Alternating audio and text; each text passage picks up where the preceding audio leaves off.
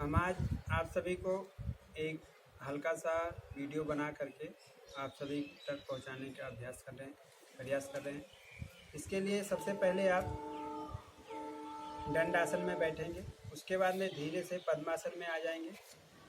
पद्मासन में आने के बाद में हमें कभी भी कोई भी कार्य करने से पहले प्रार्थना से शुरू करना चाहिए, फिर ओमकार का उच्चारण करना चाहिए। उसके बाद में आप सभी को पूरा ध्यान अंगूठे से लेकर के और सर तक एकदम रखना है।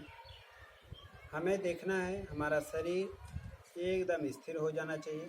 हमारे शरीर में कहीं कोई खिंचाव ना हो, कोई टेंशन ना हो, किसी भी प्रकार की समस्या ना हो। इसके लिए सबसे पहले हमें श्वासों पे ध्यान देना रहता है, जिसको हम प्राण बोलते हैं। यदि ये हमारे शरीर में ना हो तो हमारा शरीर किसी भी काम का नहीं। इसलिए कहा गया है यदि हमारे शरीर के लिए अच्छा वायु और शुद्ध जल हमारे शरीर को मिले तो ये कितने रोगों को दूर भगा सकता है।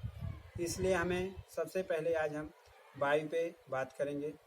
वायु के लिए प्राणायाम करना चाहिए। उसके पहले आप सभी को नियम पालना तो सबके लिए मुश्किल है, लेकिन आसन तो कर सकते हैं। तो हम आसन पे आज थोड़ा आसन करके आप लोग को दिखाएंगे। उसके लिए आप लोग देख सकते हैं किस प्रकार से हम करते हैं। ये अभी जिस आसन में हम बैठे हैं इसको पद्मासन बोलते हैं। पद्मासन एक ध्यान मुद्रा है, ध्यान आसन है। इस आसन में हमारे प्राचीन काल में ऋषि मुनि बहुत व्यवस्थित तरीके से बैठ करके और समाधि तक अपना मार्ग प्रशस्त करते थे, मतलब समाधि तक जाने का मार्ग साफ करते थे। तो हम ये पद्मासन में बैठे हैं। इसी में यदि आप इसको ऐसे पकड़ लेते हैं तो इसको बद्ध पद्मासन बोलते हैं। व्यवस्थित तरीके से पूरा सीना एकदम आगे सामने तना हुआ और सामने देखते हुए नॉर्मल सांस लेना है इसमें, इसको हम बद्ध पद्मासन। उसी प्रकार से आप ये ऐसे दोनों पैरों के बीच में हाथ छोड़ते हैं, ऐसे रखते हैं, तो इसको हम गर्भासन बोलते हैं। ये पेट के लिए और हमें शरीर को लचीला बनाने के लिए ये सब आसन बहुत ही अच्छा है। ये यदि हमारे पेट में ऑपरेशन वगैरह हो तो ये आसन नहीं करना चाहिए। इसमें जितना हो सके अपने हिसाब से रुकना है। फिर वापस इसी को इस हिसाब से इसे उठाते हैं तो उसके पादासन बोलते हैं इसको। जितना संभव हो सके रुक सकते हैं, फिर वापस आना है। फिर आप इसको खोल लें। गौमुखासन हम बता दे रहे हैं। गौमुखासन एक ये भी ध्यान स्थिति है। इसमें हमारी याददाश्त शक्ति बढ़ती है और ध्यान निर्णय शक्ति भी बढ़ती है।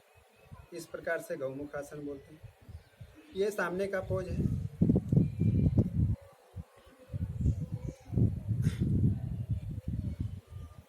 ये सामने का पोज है। आप पीछे लेकर के देख लिए, अभी पीछे का पोज देख लिया।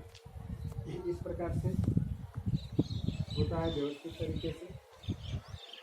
इसमें जितना हो सके उतना रुकना है। वापस ये बैठने की स्थिति 2-4 आसन में बताया, इसमें और आसन होते हैं, लेकिन वीडियो छोटा बनाने के कारण हम अभी खड़े होकर के आसन कुछ बताते हैं। खड़े होकर के आसन में बहुत महत्वपूर्ण इस समय वर्तमान समय में इसको वृक्षासन बोलते हैं। वृक्षासन में पहले पैर को अपने निचल में सटाएंगे एकदम सीधा सामने की तरफ। उसके बाद में हथेली को वापस धीरे धीरे सांस लेकर ऊपर उठाएंगे और खिंचाव करेंगे। सांस लेंगे और खींचेंगे, लंबी गहरी सांस, शरीर को ऊपर खींचेंगे। एकदम स्थिर रहना है, कोई हलन चलन नहीं। फिर वापस भी आना है तो ऐसे ही आना है, हथेली आसमान की तरफ, फिर धरती के, फिर धीरे से पैर को नीचे। इसमें दोनों साइड से करना रहता है, राइट और लेफ्ट लेग से, दोनों लेग से। वापस आपको इस प्रकार से जैसे राइट लेग से किए थे वैसे लेफ्ट लेग से भी करना है।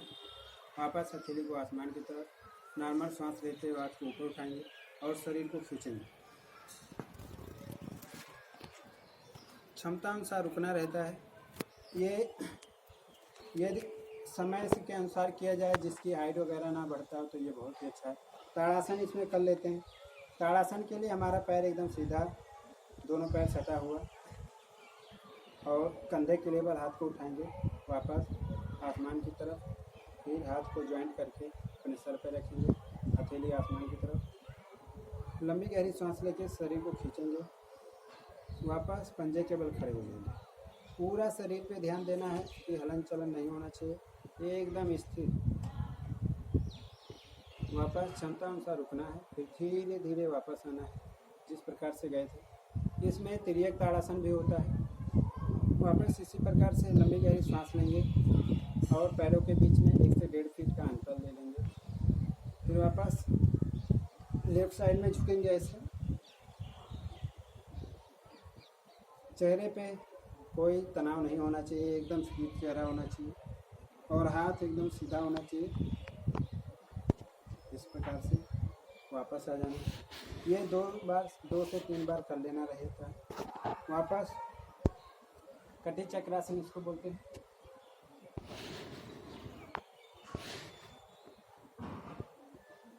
वापस दाएं से बाएं,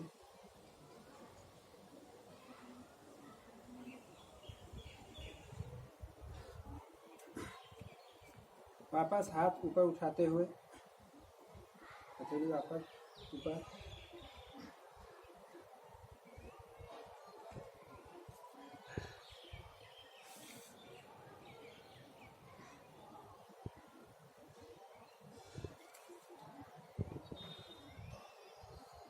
खड़े खड़े चक्रासन भी कर लेते हैं। चक्रासन जिसका पेटों में ऑपरेशन वगैरह हो, हर्निया वगैरह हुआ हो, इन लोगों को नहीं करना रहता है। चक्रासन भी बहुत ही, जो नॉर्मल व्यक्ति होते हैं उनके लिए बहुत ही फायदे होते हैं। चक्रासन में हम सीधे खड़े होकर हाथ ऊपर उठा के लंबी गहरी सांस लेते हुए फिर छोड़ते हुए पीछे झुकना है जितना हो सके।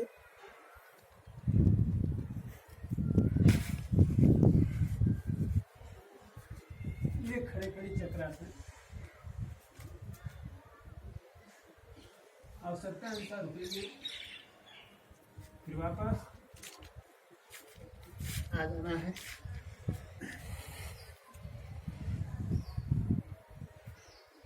ये खड़े होकर के आसन थे। अब हम कुछ अभी इसमें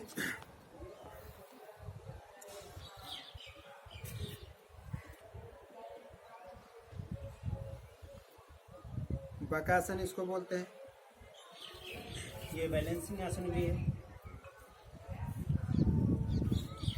इस प्रकार से वापस धीरे धीरे आएंगे। इसमें गरुड़ आसन कर लेते हैं। गरुड़ आसन में सबसे पहले बाएं पैर को थोड़ा फोल्ड, फिर दाएं पैर को उठा के रस्सी की तरह एकदम कर लेंगे। फिर हाथों को भी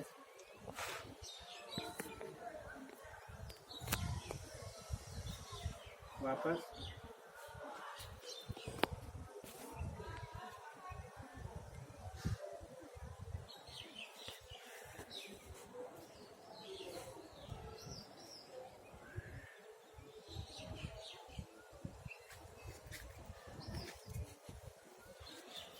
बैठ करके आसन हो गए। लेट करके आसन, पहले दंडासन में आ जाएंगे, फिर सुआसन में। इसमें हम नौकासन करते हैं। नौकासन के लिए हाथ को पीछे ले जाएंगे, फिर हाथ को और पैर को उठाते ऐसे नौकासन। अंगूठा और हाथ और आँख की एकदम सीधी रेखा में होना चाहिए। 180 अंश के डिग्री, 180 अंश के डिग्री पे धीरे धीरे वापस आएंगे। इसमें हम उतार पादासन, एक एक पैर से, फिर दोनों पैर से एक साथ वापस। संपूर्ण आसन भी ऐसे कर सकते हैं।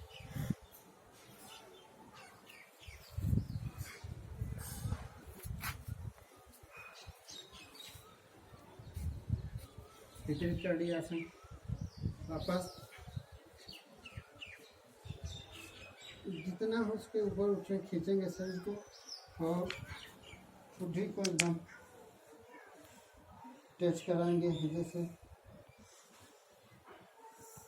वापस इसी में हम हलासन आ जाएंगे। हलासन के लिए बहुत धीरे धीरे पैर को सीधा करके ले जाना है और खींच के रखना है।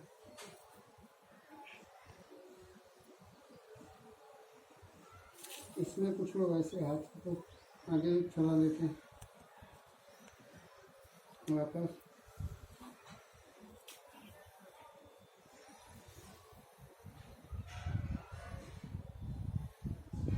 वापस आते वक्त फिर हलासन में आएंगे, फिर धीरे धीरे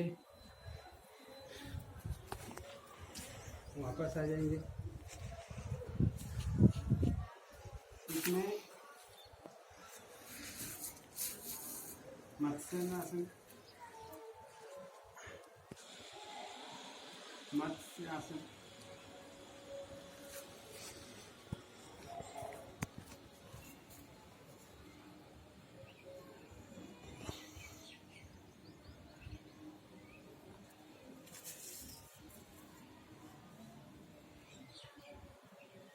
वापस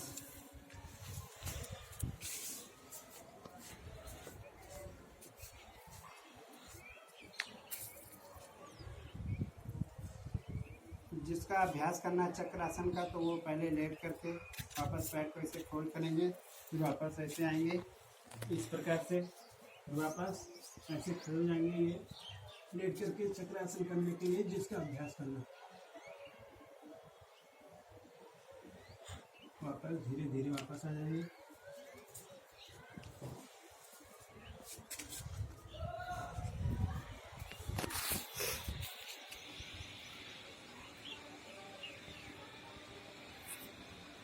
वापस हम अभी पेट के बल लेट जाएंगे। पेट के में हम सबसे पहले पैर को ऐसे ऊपर उठाएंगे। ये पेट के लिए बहुत ही फायदेमंद है। इस प्रकार से वापस इसमें धनुरासन कर लेते हैं, पैर को ऐसे फोल्ड करके। ये धनुरासन है। धनुरासन भी पेट के लिए और हमारे कमर के लिए बहुत ही फायदेमंद आसन है। वापस मकर आसन में विश्राम करते हैं।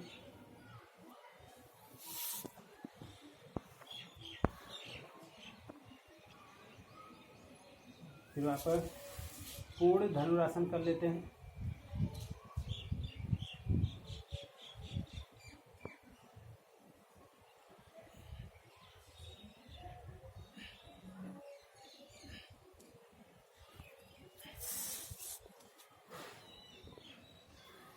वापस शीर्षासन के लिए सबसे पहले हमें वज्रासन में आना रहता है। ये वज्रासन है जो खाने के बाद में 5 से 10 मिनट इसमें बैठे तो हमारी पाचन शक्ति मजबूत होती है और भोजन पच जाता है। फिर वापस उठ जाएंगे, फिर हाथ को रखेंगे, सर को इस प्रकार से, हाथ को ऐसे बाइंड करेंगे, फिर सर को इस प्रकार से रखेंगे, फिर पैर को उठाते हुए सामने की तरफ लाएंगे। सीधा शरीर होने के बाद में 1 बाय 1 लेग उठा लेंगे ऐसे, और इस प्रकार से धीरे से पैर को सीधा करेंगे।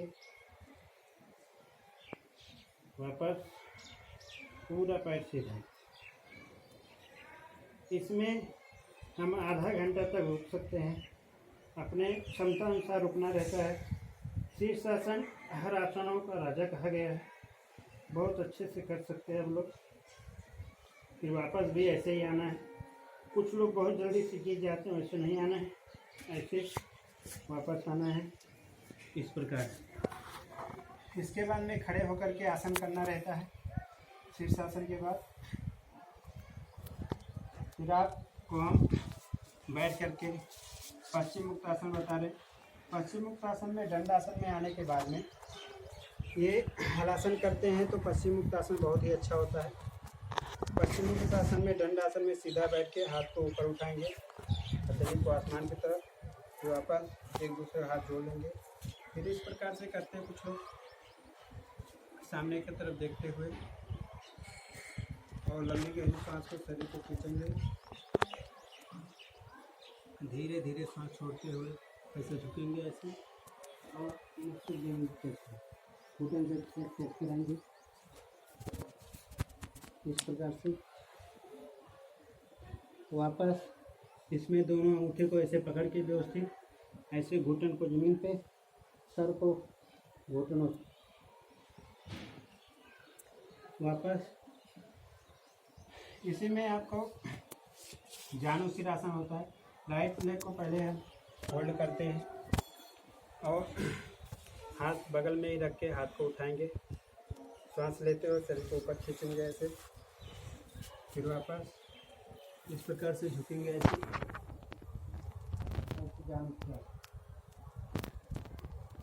ऐसे दूसरे पैर से भी किया जाता है, जिस स्थिति में जाए उसी स्थिति में आना है। वापस तैयार नहीं हुआ क्या हो गया? वापस आपको ऐसे आना है। बस आज इतना ही आसन आपको सब बताएं, और यदि ये आसन के बारे में आप सभी को कुछ पूछना हो तो हमसे फ़ोन करके पूछ सकते हैं। इसके लिए आपको कभी भी टाइम सुबह हो शाम को हो, ये टाइम बेटर रहेगा। नमस्कार।